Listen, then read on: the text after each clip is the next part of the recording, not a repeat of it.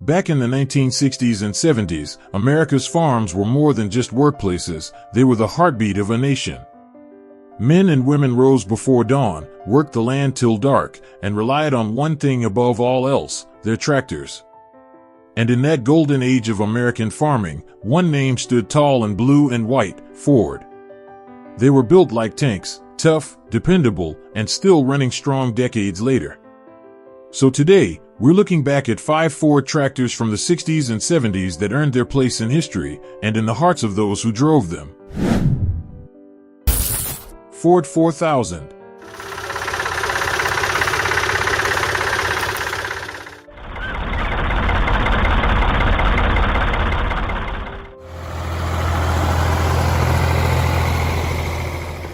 (1960s), America's farms were changing.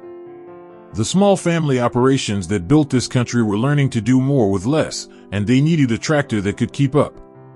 Not fancy. Not overcomplicated.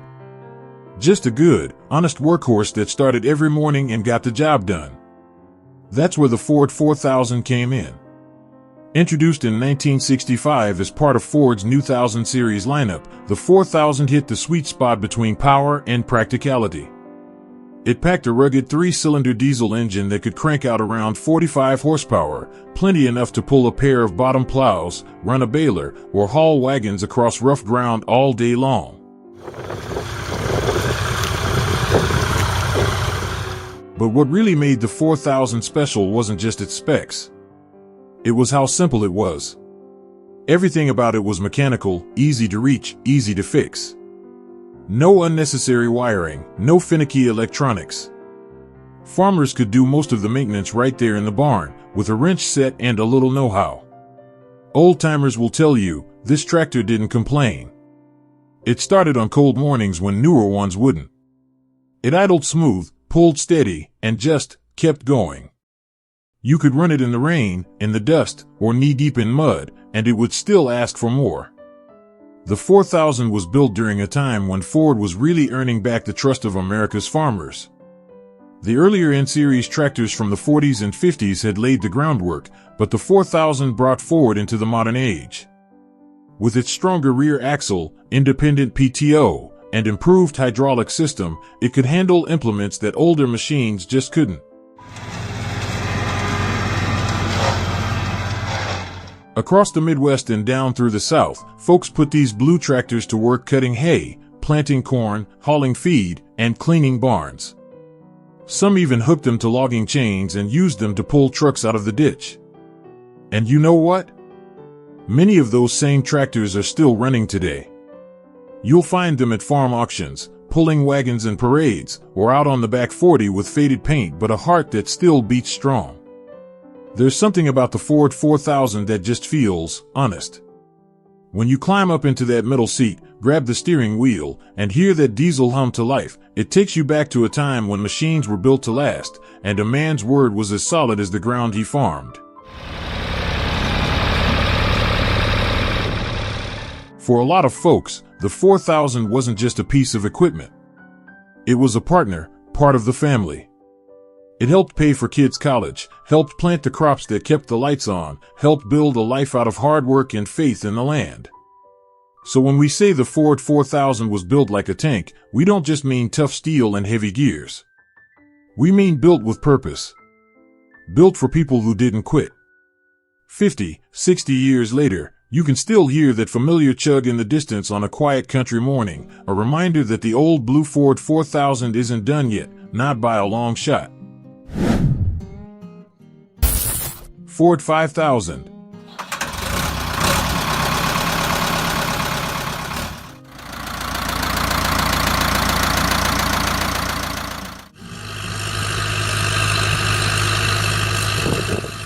The Ford 5000 wasn't just a step up, it was a statement. The jobs were heavier, the days were longer, and the tractors needed to be stronger than ever.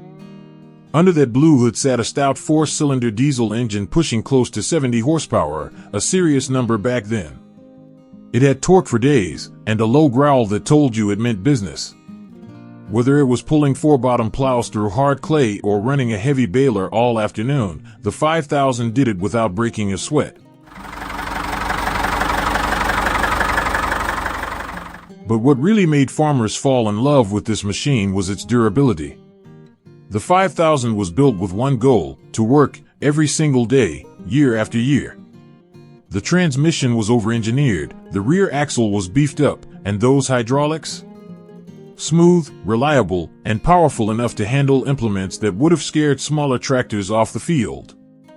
It was the kind of tractor that could take a beating and come back asking for more. Plenty of farmers remember finishing chores long after dark, shutting the 5000 down for the night, and hearing the engine tick softly as it cooled, like a heartbeat after a hard day's work.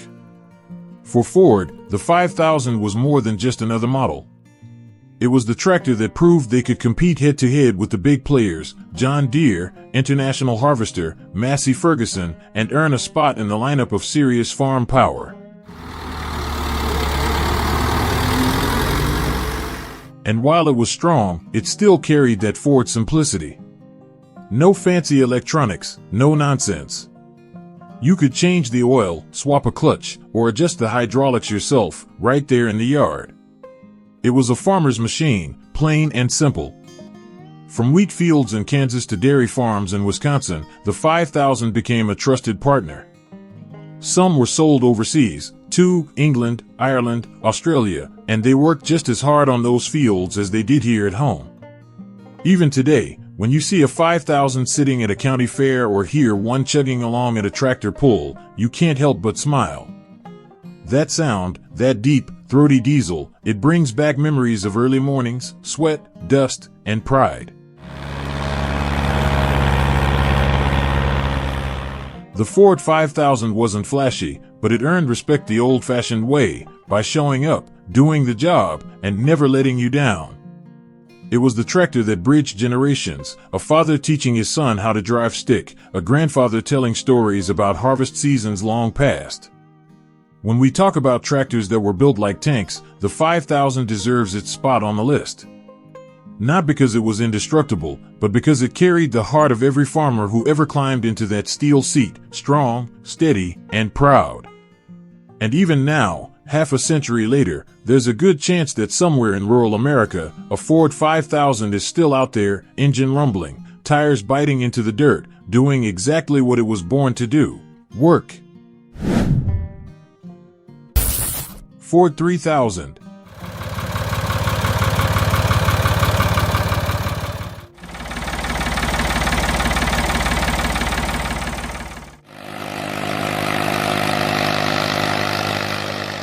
In the 1960s, not every farmer ran 1,000 acres or needed a big, roaring diesel with four-bottom plows.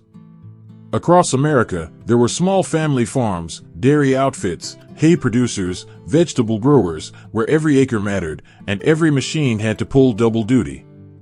For those folks, Ford built something truly special, the Ford 3000. Now, the 3000 wasn't the biggest or the loudest tractor out there. In fact, that's exactly why so many people loved it. It was manageable, affordable, and just about perfect for the small and mid-sized farmer. You could park it in a shed, start it with ease, and work it from sunrise to sunset without wearing yourself, or the tractor, out. Introduced alongside its bigger brothers, the 3000 carried the same rugged DNA as the 4000 and 5000, but in a smaller frame. Most came with a 3-cylinder gas or diesel engine putting out around 40 horsepower, not huge numbers, but plenty enough for mowing, tilling, light plowing, or running a hay rake. What really set the 3000 apart was how versatile it was. With power steering, a smooth 8-speed transmission, and an efficient hydraulic system, it handled like a dream for its size. You could hook up a post-hole digger in the morning, mow pastures after lunch, and haul feed by evening, all with the same dependable little tractor. And like the best Fords of that era, it was built tough. Thick steel, simple mechanics, no frills. The kind of machine you could keep running with basic tools and a bit of farm sense. But the Ford 3000 wasn't just a work tool. For many families, it was part of their story. Fathers taught their sons to drive on one. Kids perched on the fenders during hay season, feeling that steady hum of the diesel. It was the tractor that turned chores into memories, For countless farmers, the 3000 represented freedom, the ability to manage their own land without needing a hired hand or a fleet of machines. It was independence painted in Ford blue. And it's that spirit that's kept these little tractors alive all these years later. You'll still find them running smooth at county fairs, small farms, and homesteads from Pennsylvania to Texas. Sure, the paint might be faded, the seat a little torn, but when you turn that key and hear that familiar clatter come to life, it's like shaking hands with an old friend. The Ford 3000 reminds us that you don't have to be the biggest to make the biggest difference. Sometimes, it's the small, steady ones, the ones that just keep showing up, that leave the longest legacy. And that's why the Ford 3000 earns its place among the legends. Built simple. Built strong. Built like a tank in a small frame, and built to last for generations. Ford 8600.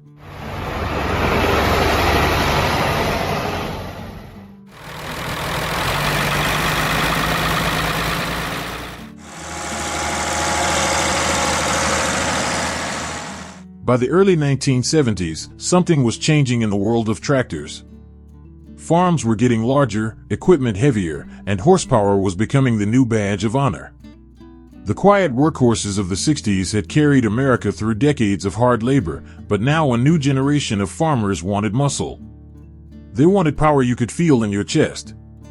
And Ford answered that call with the 8600. When it rolled off the line in 1972, the 8600 didn't whisper. It announced itself. That big 401 cubic inch turbocharged diesel put out around 110 horsepower, serious grunt for the time. Fire it up, and you'd hear that deep rumble settle into a steady growl. Crack the throttle, and the turbo would spool with a sharp hiss before settling into that beautiful, throaty roar that could be heard clear across the section line.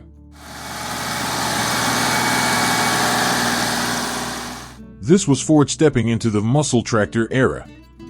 The 8600 came built heavy, a massive frame, reinforced transmission, and a cab option that was a real step toward operator comfort. Farmers could finally work long days with a radio playing and a little less dust in their lungs. But don't let that comfort fool you. The 8600 was all business. It could pull a 6-bottom plow through hard ground, power a massive forage harvester, or run grain carts all harvest long. This was the tractor that let Ford stand toe-to-toe with the likes of John Deere's 4430 and IH's 1066, and hold its ground. Out in the field, when the turbo whine mixed with the deep rumble of that big diesel, it created a kind of music, a mechanical symphony that meant work was getting done. For many farmers, that sound was the soundtrack of their youth. Long rows, big skies, and the steady rhythm of progress echoing through the open air. And just like its smaller brothers, the 8600 was tough as nails. Farmers could push it to the limit, day after day, and it kept asking for more. It was the kind of machine that made you proud just to climb into the seat, a symbol that you'd made it to the big leagues of farming. Today, you'll still find 8600s rumbling through tractor pulls, restored with fresh paint and polished chrome stacks. When that turbo spools up and the crowd cheers, it's not just about horsepower, it's about history. It's about remembering a time when tractors were bold, blue, and built to show what American engineering could do. The Ford 8600 was more than a machine, it was a statement. A turning point where Ford proved they could build big iron to match anyone in the business.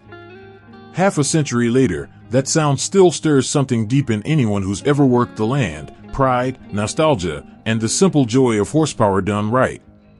The Ford 8600 didn't just plow fields. It defined the sound of the 1970s farm.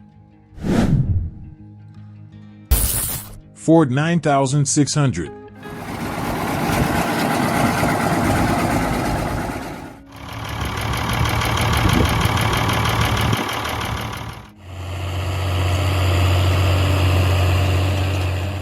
By the mid-1970s, Ford had something to prove, and they proved it in a big, blue way. The farms were bigger, the implements heavier, and the competition fiercer than ever. But then came a tractor that didn't just meet the moment, it owned it. If the 8600 was the muscle, the 9600 was the monarch. This was Ford's crown jewel, 135 horses of raw, turbocharged diesel power under that long, proud hood. When you turned the key and that big 401 engine came to life, it wasn't just starting, it was waking up the neighborhood.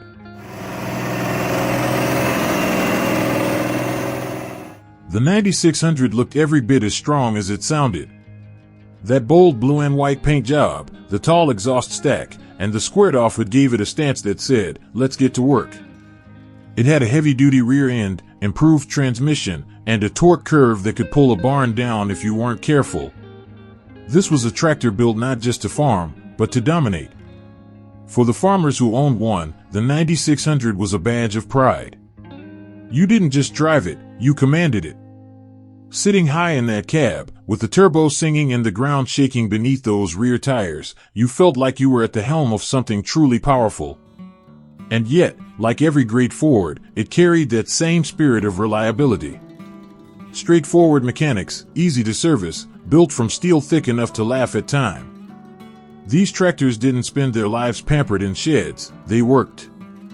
Long days, tough soil, heavy loads, and still fired right up the next morning.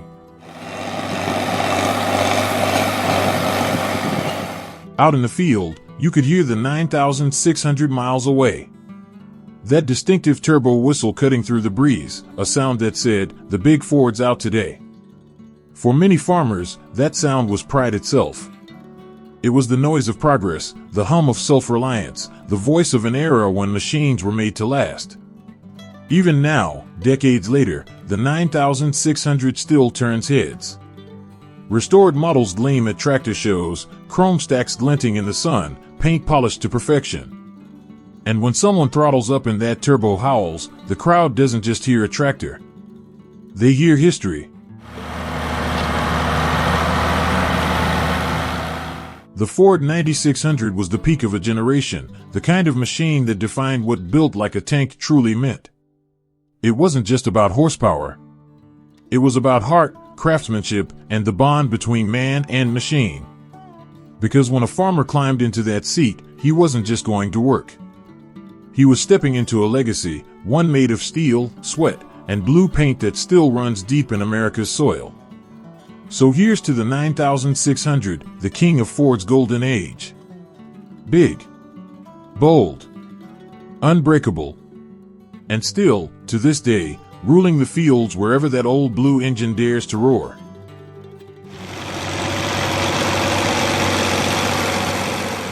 From the humble 3000 to the mighty 9600, Ford's tractors of the 60s and 70s weren't just machines, they were lifelines. They carried families through hard times, helped build generations, and taught us what dependability really means. These tractors worked hard, aged gracefully, and stood the test of time, just like the people who drove them. When you hear that familiar diesel hum in the distance, you're not just hearing an engine. You're hearing the sound of America, of hard work, pride, and the unbreakable spirit of the farmer. Which one was your favorite Ford tractor? Did you or your family ever run one back in the day? Share your stories down in the comments, I'd love to hear them. And if you believe these old Fords still represent the heart of American farming, give this video a thumbs up and hit subscribe. Because here on this channel, we don't just talk about machines. We honor the men and women who made them legends.